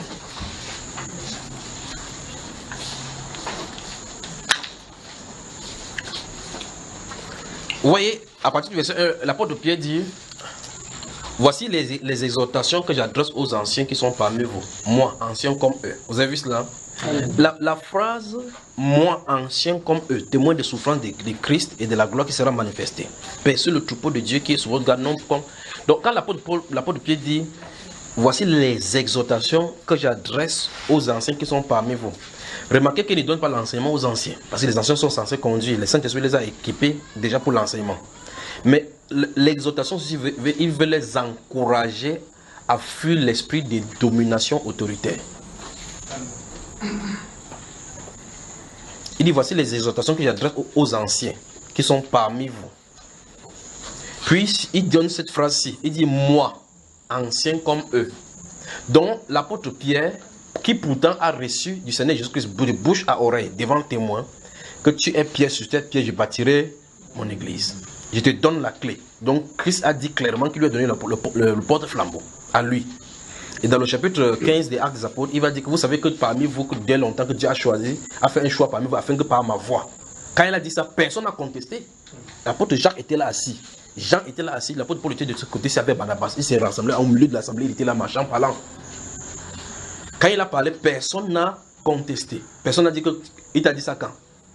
Mais ici, regardez bien, il dit, voici les exhortations qu'il adresse aux anciens qui sont parmi vous, moi, anciens comme eux. Donc, il ne dit jamais qu'il est au-dessus des anciens. Il est ancien comme eux. Donc, quel qu'en soit le ministère apostolique que quelqu'un a reçu, quand il arrive dans une localité, il est parmi les anciens. Il ne diffère en rien de ces anciens-là. C'est seulement la grâce de les exhorter qui lui est accordée. C'est ça que je voulais parler avant qu'on finisse dans ce chapitre-ci. Maintenant, si vous lisez Apocalypse chapitre 1, lorsque l'apôtre Jean va voir le Seigneur Jésus, il le voit, le Fils du Dieu vivant. Il le voit avec 7 étoiles dans toutes ses mains. Il dit que les 7 étoiles sont quoi? 7 messagers. Voilà. Ce sont les 7 messagers. Et il les appelle donc les messagers. Dans votre version, c'est écrit ange. Ange, ce n'est pas au titre de l'ange comme Michel, comme Gabriel. Ce n'est pas pour cela. Donc ce sont les êtres humains que Dieu s'est choisi, qui seront comme des lumières pour éclairer chaque âge et les ténèbres qui pourront y entrer dans différentes dispensations. Ils sont 7. Le Seigneur dit, il les tient entre les mains droites, il dit 7 étoiles, puis il y a 7 chandeliers d'or. Puis il dit que les 7 étoiles sont les 7 chandeliers d'or, sont les 7 âges de l'église. Les chandeliers d'or que tu as vu sont les églises des différentes localités. Maintenant, Ces 7 personnes-là, ce sont des gens que Dieu a choisis. Lorsqu'il y aura des ténèbres dans une dispensation de l'église, selon les découpages donnés par le Seigneur, ces personnes seront là pour donner des directions. Voilà en quoi ça consiste les 7 anges de l'église. Les 7 messagers, ce ne sont pas des êtres comme Gabriel. Parce que Gabriel n'a rien à voir à l'église. Ils sont à notre service, envoyés par le Seigneur dans l'église. Mais ceux-ci, on lui demande des comptes. On lui demande des comptes. On dit même qu'il se repent. L'ange n'a pas besoin de se repentir. Vous comprenez cela? Parce qu'en réalité, les instructions qui sont adressées à l'église, ça passe par ce messager. Donc, si Dieu donne une responsabilité à quelqu'un, en tout cas, ça se voit même sur le plan séculier. Lorsque Dieu a donné la responsabilité du jardin à Adam, quand la faute s'est passée, il connaissait qui a créé le problème. Il connaissait qui a été coupable. Il a dit, Adam, où es-tu? Allah a dit, j'ai entendu ta voix, mais j'ai caché. Pourquoi t'es-tu caché? As-tu mangé? Il sait que ce n'est pas Adam qui a mangé le premier. Mais le problème, c'est que c'est à lui qu'il a remis l'autorité. Donc, il doit lui demander des comptes. Lorsqu'on vous nomme gouverneur dans une région, dans une province, ou bien commissaire dans un commissariat, quand tes éléments font des bavures, c'est à toi qu'on demande. Parce que c'est toi qui dois les contrôler. Avant de frapper ceux-là, on te sanctionne d'abord. Vous entendez que tel commissaire est relevé de ses fonctions. Pourtant, ce n'est pas lui qui était sur le terrain pour faire. Ce sont ces éléments. Alors, quand Dieu parle à l'église de Laodicée, il dit, voici tu dis que. Écrit à l'ange de l'église de Laodicée, voici tu dis. Ce n'est pas que cet être-là a des problèmes. C'est que c'est les caractéristiques de l'église de son époque. Il va falloir donc maintenant que celui-ci à qui Dieu a donné les reproches puisse donner des instructions à cette période-là. Il ne s'agit en rien du pasteur principal qui gouverne sur les pasteurs, mais de quelqu'un que Dieu va utiliser selon les grâces pour donner la lumière. Voilà. C'est compris, n'est-ce pas, frère?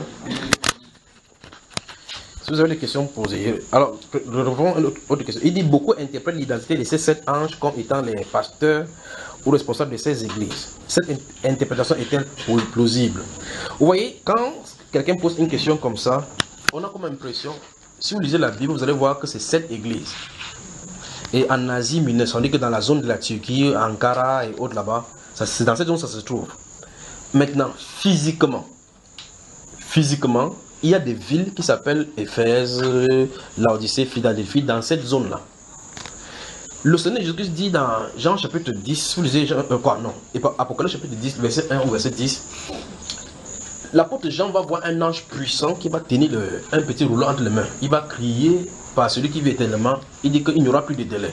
Qu'au jour de la prédication ou bien de la trompette, quand le 7e ange sonnera la trompette, le mystère de Dieu s'accomplira comme il l'a annoncé à ses serviteurs les prophètes.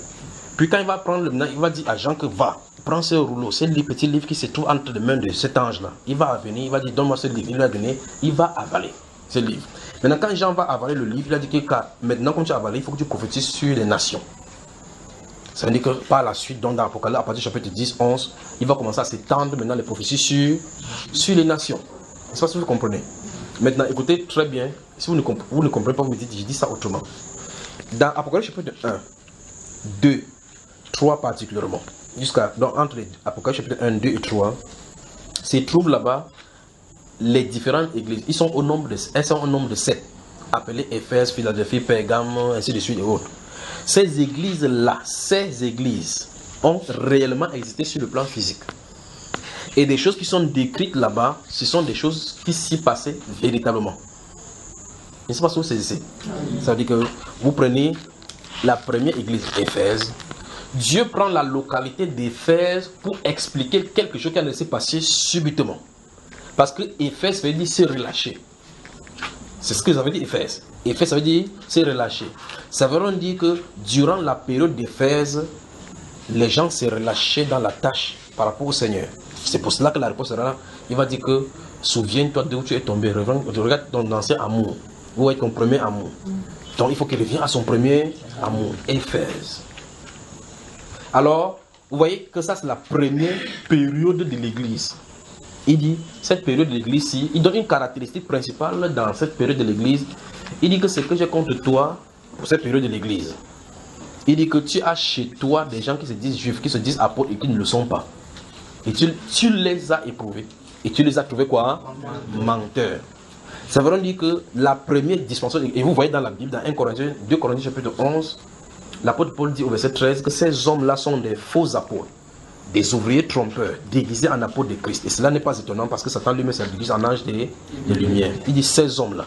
Pour que tu puisses recevoir l'autorité pour dire que celui c'était un faux apôtre. C'est pas comme aujourd'hui, chacun se met sur YouTube, n'importe où, dit que c'est un faux serviteur. Faites attention. Cette grâce est donnée à des personnes spécifiques pour le faire. Même si quelqu'un est faux apôtre, même s'il est faux prophète, ce n'est pas, même si tu connais, ce n'est pas ton devoir de le dire. Si tu n'as pas reçu la grâce de le faire. L'apôtre Paul dit dans Philippiens chapitre 1, il dit que sachant qu'il a été établi pour la défense de l'évangile. L'apôtre Pierre n'a pas été établi comme ça. C'est pas ça que me suivez. L'apôtre Paul a été établi, il dit, pour la défense de l'évangile. Donc pour défendre celui. Dans les prétoires, c'est à lui de défendre l'autorité de l'évangile. Voilà pourquoi il a dû subir tout ce qu'il a subi là à cause de cela. Christ avait dit qu'il va souffrir, il va lui montrer c'est pourquoi il va souffrir pour son nom. Pourquoi? Parce que dans l'extension du ministère de Christ, toute votre attention, dans l'extension du ministère de Christ dans les nations, Dieu avait parlé des prophètes, de l'apôtre Paul dans le livre d'Isaïe. Vous savez ça, n'est-ce pas? Amen. On parle de lui là-bas, de l'apôtre Paul dans le livre d'Isaïe. C'est lui qui devait porter la lumière vers les nations. Donc Isaïe avait prophétisé sur lui. Donc l'apôtre Paul était donc prophète donc pour les nations aussi, prophète donc messager. Donc voilà donc le premier ange de l'église, de la première église, l'église d'Éphèse, qui a l'amour, qui peut contrôler des fausses doctrines pour que la fausse doctrine ne grandisse pas au même moment que la vraie doctrine, pour qu'on puisse voir la clairvoyance entre les vrais et les faux. C'est l'apôtre Paul. Donc vous voyez effectivement que l'apôtre Paul se tient là comme le premier messager. Mais pourtant il n'est pas pasteur principal. D'accord frère? Voilà, passons aux questions suivantes. Donc je vous voulais donc maintenant vous me dites que la deuxième église c'est qui? Je vous dis, troisième c'est qui? Quatrième c'est qui? La dernière c'est qui? Je vous dis c'est vous. Maintenant, il dit, concernant le texte de Psaume 68, ouvrez donc cela. Psaume 68.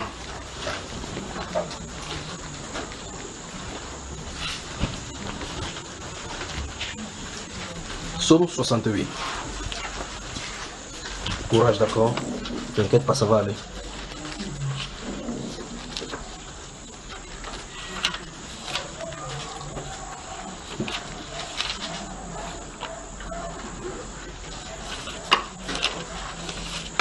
Avec ces écritures ici, avec cette luminosité ici, tu peux avoir ma chère. Tu as les oppressions. Tu as les oppressions. C'est la première fois que tu viens ici. Tu as un problème d'ordre spirituel. Tu le savais. Tu ne sais pas que tu as les oppressions. Ou bien je quitte alors. Il dit tu as les oppressions. Quand je me tiens à côté de toi, il sent les oppressions sur toi. Tu me suis? Je pense que ça peut venir de quoi? Il y a un marabout dans le temps, il a fait quelque chose, un truc avec l'huile et du poudre noire. Ça avant que tu ne tiennes la Bible. Vous êtes allé chez le marabout faire quoi? Pardon? On a coupé ton corps. À l'époque, on t'a amené pourquoi? Donc il y a les oppressions sur toi.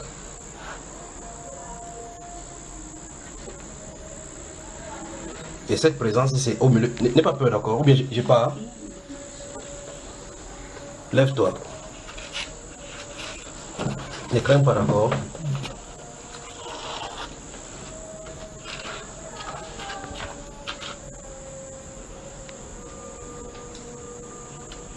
Bien.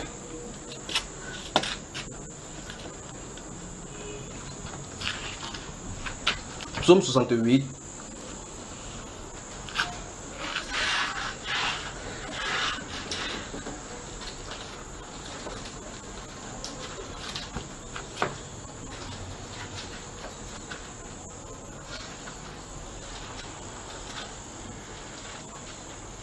Le verset 11, qu'est-ce que ça dit?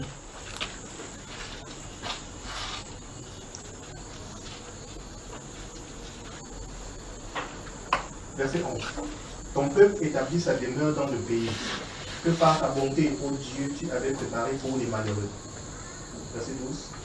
Le Seigneur dit une parole et le message. Donc c'est décalé chez lui avec verset 12. Donc ça veut dire que chez vous, certaines personnes, ce qu'il a vu là sera au verset 11.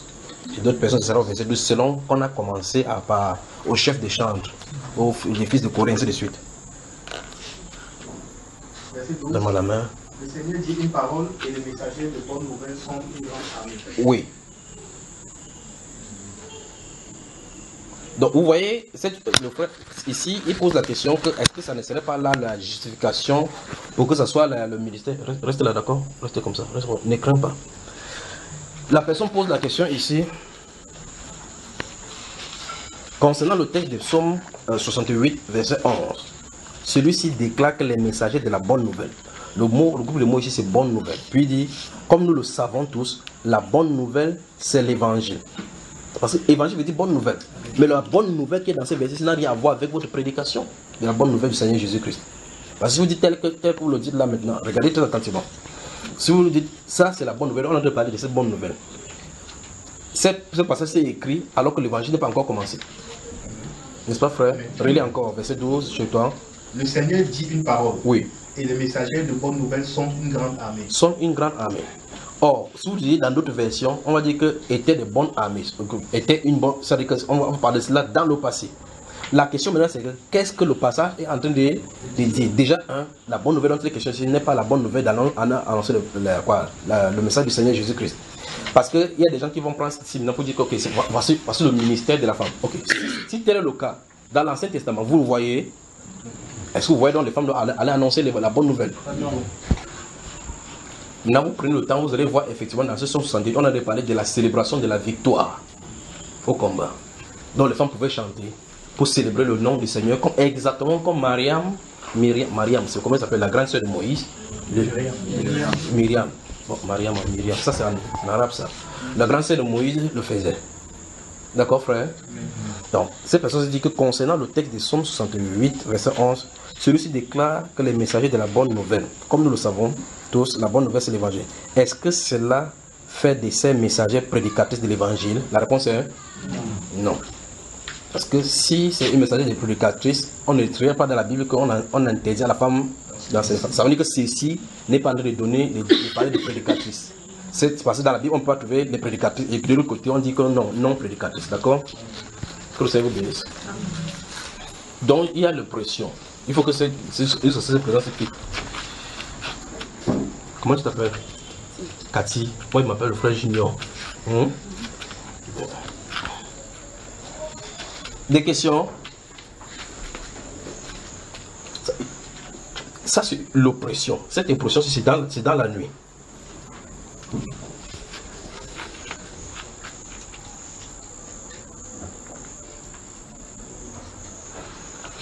Cathy, pourquoi cette photo-ci que je suis en train de regarder, tu es mince là-bas? Tu peux m'expliquer pourquoi? Oui. Pourquoi?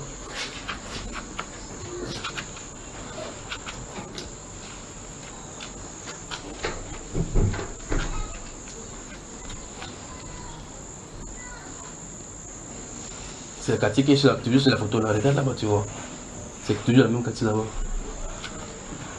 Hein, Cathy? C'est qui là-bas? C'est qui là-bas? Sur la photo là, c'est qui? C'est pas toi. Hein? Des questions encore? Je crois que c'est la question de ses frères Geoffrey si on a épuisé. Avez-vous quelqu'un a-t-il des questions encore?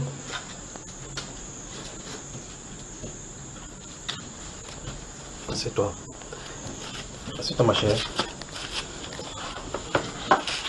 Samedi, comme j'ai dit, samedi 13h14, je vais te parler de toi également, d'accord? Parce qu'on a des sujets qu'on va parler. Calme-toi, ne crains pas. Je suis ton frère, d'accord? Bon, il y a donc des chapitres qu'on va ouvrir concernant ta vie. Ça, on sera 2 à 2. Personne n'écoutera. Ne les regarde pas comme ça. Ne les vois que leurs yeux ne t'effraient pas, d'accord? Bienvenue. Maman, ça va?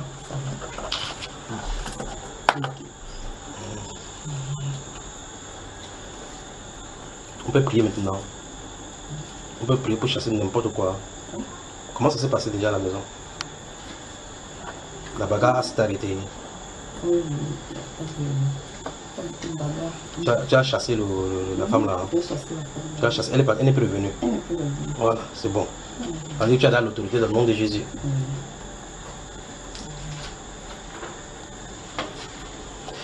Dans l'ancien loge, tu avais une ton formateur était quoi? C'était une femme qui coordonnait cela. Dans le Maikari, Makosoko, Soko, quoi, le Makari là. C'était un homme. Un homme. Mais les femmes venaient d'Abidjan. Oui, pour donner plus d'inscriptions. Ok. Vous voyez effectivement que chaque fois quand vous entrez dans une loge satanique, il y a ce qu'on appelle là-bas les égrégores. Tout ce que vous faites là-bas, les chants que vous faites là-bas, c'est coordonné par un esprit. Donc cet esprit qui est venu te trouver comme ça. Tu l'as chassé, non? Je l'ai chassé. Qu'est-ce que tu lui as dit? Je lui ai dit que Jésus a tout accompli dans ma vie. Qu'elle fout le camp. Il n'y a plus de place. Qu'elle fout le camp. Quand tu as dit comme ça, elle a fait comment? Tout le monde a dû passer par ma fenêtre. Elle est partie. Oui. Tu as dit c'est bien fait pour toi que tu vas encore dans cette maison-ci. Que le Seigneur te bénisse. Donc il y a un jour de rencontre qu'on va faire parce que toute la maison doit être délivrée de cela. Donc, sinon il y aura commencé à avoir la pression sur les enfants pour pouvoir cette fois-ci s'incarner. D'accord? C'est au niveau de l'oppression maintenant. Parce que la même oppression que je sens ici, c'est la même chose que je sens de ce côté-ci. C'est l'oppression maintenant dans la famille. C'est-à-dire que l'exercice de cette pression se fait de l'extérieur. Comme ici. Ça, vous voyez ça c'est l'extérieur. Hein, Cathy? Ça peut être quoi? Donc, courage, d'accord, hein? Des questions? Prenez le psaume 1, on le dit, puis je vais dire quelque chose. Je sais que vous êtes dans le jeûne, d'autres personnes regardent comme ça. Même moi aussi, je suis dans le jeûne, donc même si vous avez fait moi, j'ai aussi faim. Normalement, quand on est dans le jeûne, quand on est dans la parole comme ça, l'intérieur est nourri, vous ne ressentez même plus rien. Amen.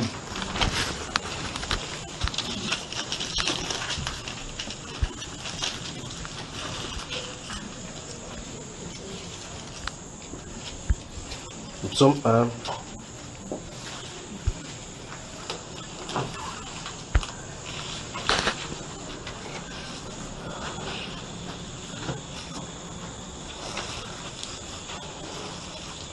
Heureux l'homme qui ne marche pas selon le conseil des méchants, qui ne s'arrête pas sur la voie des pécheurs et qui ne s'assied pas en compagnie des moqueurs, mais qui trouve son plaisir dans la loi de l'Éternel et qui la médite jour et nuit.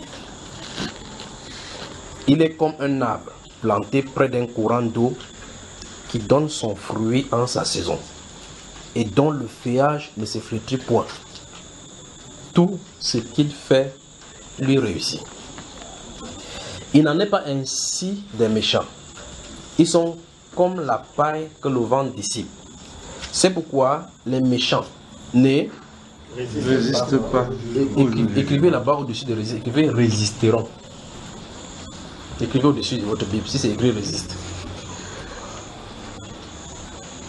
C'est pourquoi les méchants ne résisteront pas au jour du jugement, ni les pécheurs dans l'assemblée des justes. Car l'Éternel connaît la voie des justes et la voie des pécheurs mène à la ruine. Je veux que vous rentrez avec cette pensée en lisant dans la méditation ces paroles. Si ça me dit plaise au Seigneur, nous allons y revenir pour développer. Méditez ceci. Avec qui t'associes-tu? Méditez là-dessus. Avec qui t'associes-tu? Ou mieux encore, quelles sont tes fréquentations?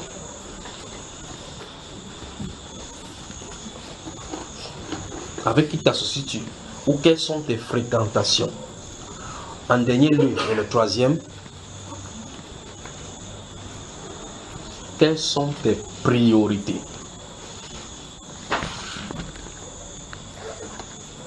Avec qui t'associes-tu?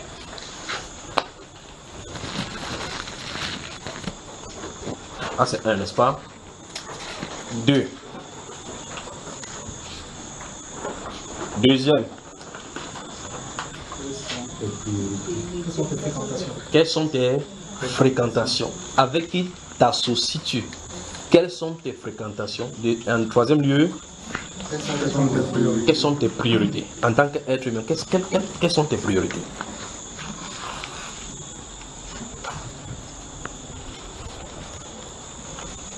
Que le Seigneur vous bénisse. Que le Seigneur vous bénisse. God bless you. C'est vos fils.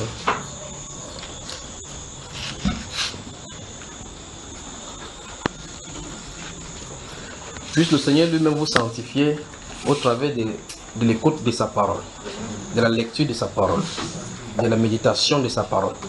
Qu'il vous sanctifie lui-même, tout votre corps, être.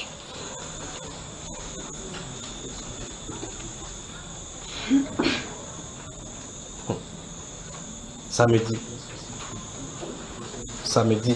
C'est pour qui ce téléphone? Merci frère.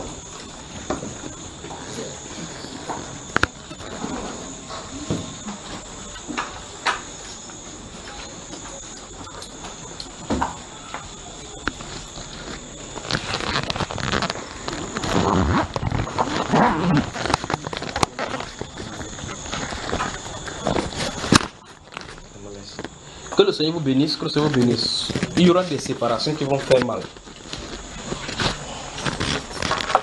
Samedi, prions. Tendre Père, tu es Dieu. Tu connais ce par quoi cette soeur se traverse dans la maison. Et tu connais, oh Dieu de gloire, ses pleurs. Tu as vu ses pleurs et ses cris vers toi. Elle a prié en disant, oh Dieu de gloire, que je lui parle de ces sujets. Mais je te renvoie, oh Dieu de gloire, l'ascenseur. En disant que toi-même tu lui parles et lui demandes de prendre la décision qu'elle doit prendre. Je prie Dieu de gloire que tu manifestes ta gloire dans sa vie. Je prie Père de gloire que tu sanctifies leur âme, leur corps et leur esprit. Je soumets tous les cœurs dans ces lieux entre tes mains. Et je prie Dieu de gloire que tu manifestes ta puissance dans leur vie, ta gloire dans leur foyer. Je prie Seigneur Dieu de gloire que ceux-ci, ô Dieu, que tu as amenés, que tu les conduises dans la voie de la vérité. Que rien, Père de gloire, ne vienne les empêcher de te suivre. Et te les soumets au nom de Jésus-Christ. Amen. Que Dieu vous bénisse. Donc samedi, je viendrai ici à 13h. Selon l'ordre des gens qui vont venir ici. Donc je vais m'asseoir là-bas pour vous accueillir. Par ordre d'arrivée. Celui qui vient en premier, je l'accueille. Ainsi de suite. Alors bonne soirée. Que Dieu te bénisse. Que Dieu te bénisse. Que Dieu te bénisse ma chère. Ça va? Mais ton visage m'est familier. On s'est déjà vu toi. Que le Seigneur te bénisse mon cher. Comment? Mais ça me dit que tu ressembles seulement à quelqu'un alors. Que le Seigneur te bénisse.